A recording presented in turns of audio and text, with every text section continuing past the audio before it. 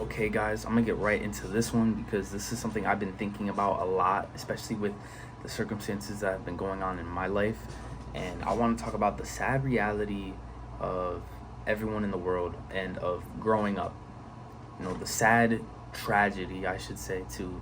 It's sort of beautiful, sort of twisted, but sad altogether.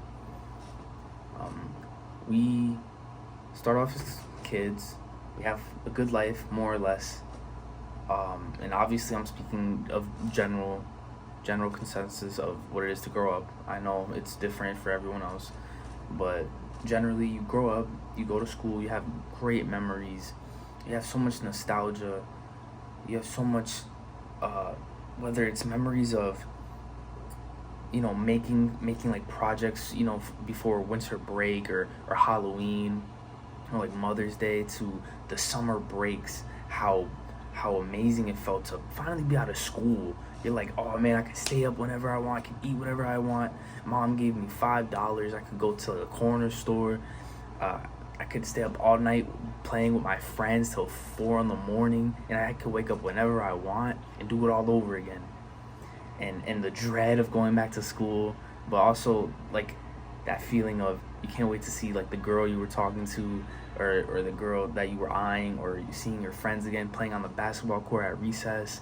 Even into high school, where I think it's most of the adolescent memories where we probably have the best times of our life, give or take. I know that differs, but having a lot of memories you really hold near and dear to your heart. And it's so funny because I feel like every year was a new year. New feeling has emerged after, I don't know, after year, you just feel a new feeling. There's like something new. You're waiting for what's next. You're waiting, you're wondering, and you keep thinking about what is next. What is in store for me next?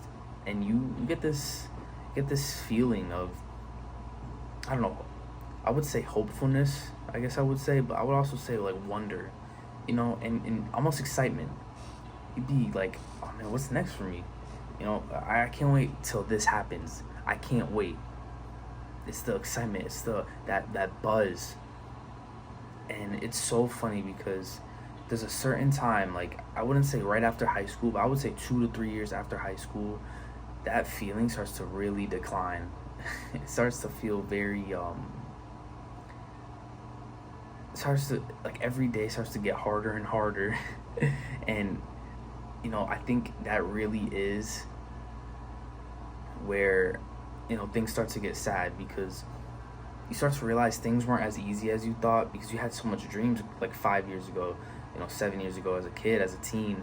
And you're thinking of how you want to do this and that, and oh, I'll be set when I have this, I'll be set when I have that. And life just comes at you. And I think the older you get, the more alone you do get, and the less people you have. And finding that adjustment is very tricky.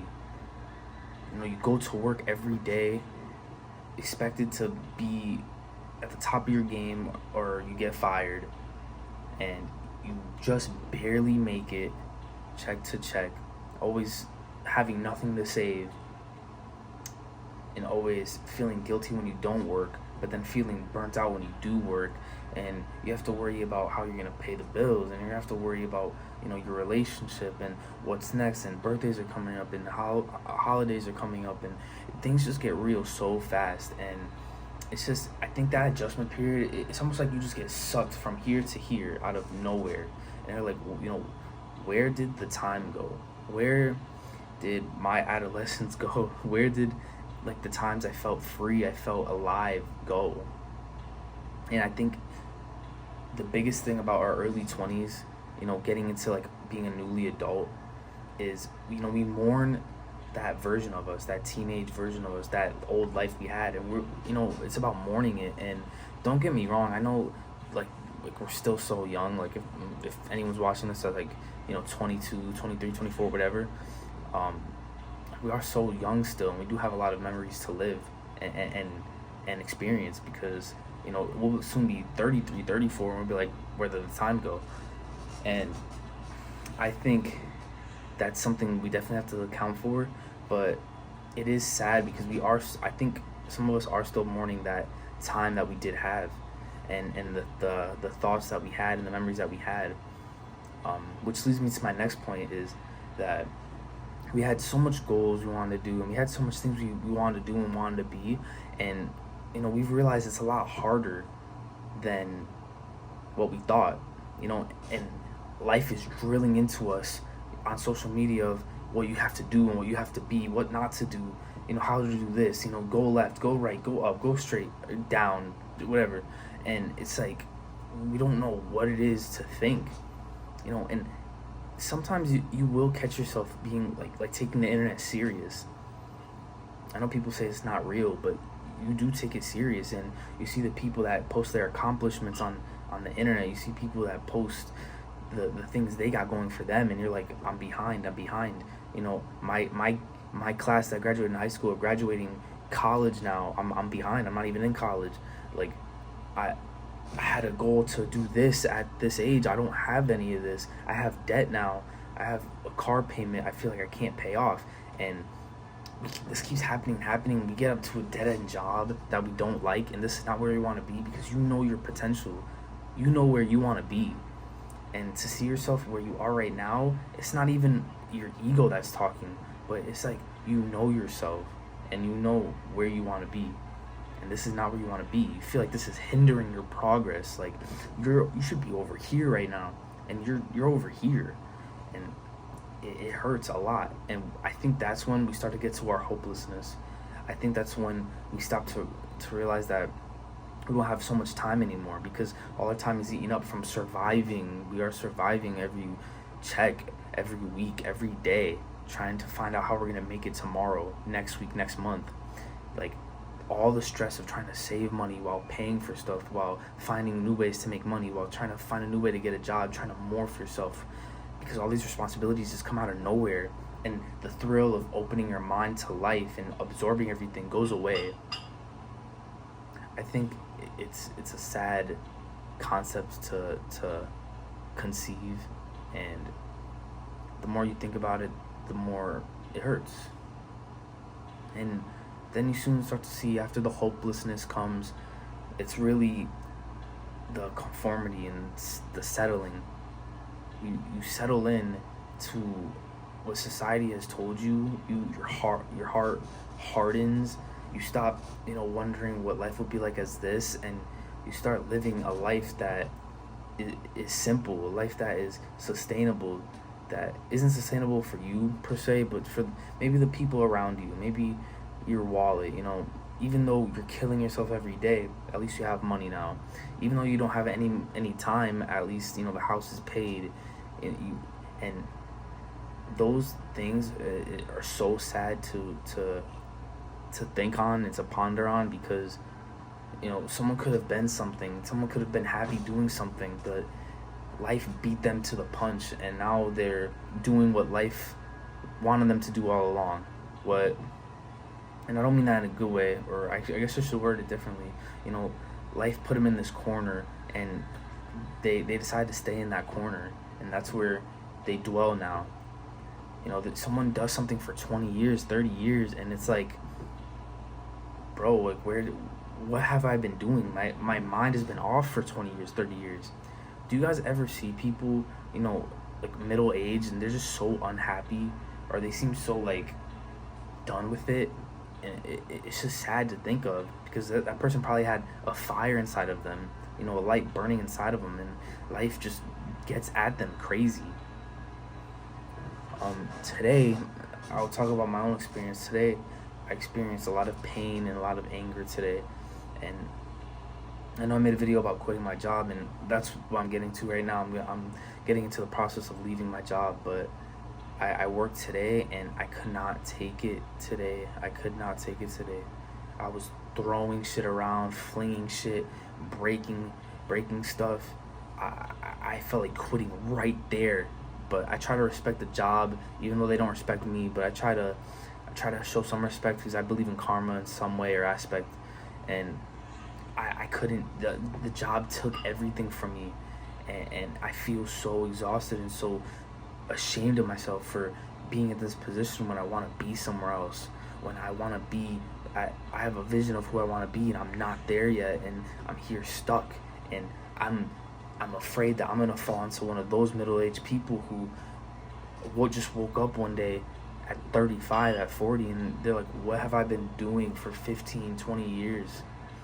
And that's the saddest thing I think you could ever conceptualize. People want to try to downplay you because you want to be an influencer, a YouTuber, a streamer, but I say, why not you, and why not try at least? Life is so sad to some people, and you could have a regular job and be happy, and that's not what I'm saying. As long as the job you have, what you do, does make you happy, and you didn't conform to one way because that's what society, that's what people, told you, that's what you felt like you had to do to survive, and that's not viable. That's not the option you should do. You should do what makes you happy, because you can make that sustainable, because it's sustainable to your soul. You have a smile on your face. When you have a smile on your face and you're doing it, you realize that, it's not really a numbers game anymore. It's just, I'm happy now, and the money will come because I'm gonna ride this out. I've been riding it out, and I know the money will come because this is what I love to do. How are you going to be at a job where you'd rather take another day off than work again because of how frustrating, how mind-boggling, how hurt of your soul it feels to just do it again? I feel like that, and it absolutely hurts my heart to keep going and do my job that I hate so much. And I'm learning to just do, even with this YouTube, just to take it one step at a time, because I've been learning since I've been doing this almost 2 months now. I'm trying to remember it's a marathon, not a sprint, and I just got to keep going. I've been getting caught up in the numbers and just comparing myself, and it's been eating me up alive, because this is the one thing I want to do. This is the one thing I want to be, and I'm scared that it's not going to work out. So I'm not trying to think about that, and I'm just going to keep trying to push and be consistent, because I've noticed that the only thing that really stopped a lot of... Hey, I hope this works. My camera keeps giving me storage issues, but I was trying to talk about consistency and with YouTubers that have stopped being consistent. And I mean like small channels, just regular people. They keep uploading and then it just stops out of nowhere. And I wonder why, because they get momentum and they just stop. It's like 2 times a month and then they just stop, and then they do once on this month and then they stop. I don't know. But the consistency just plummets. It goes to a plateau, and I try to learn from that. I try to learn that I just got to keep going, keep being consistent, because there's a goal I got to hit. And I just think a lot of people are angry. That's my final note. A lot of people are just angry that they haven't do what they wanted to be.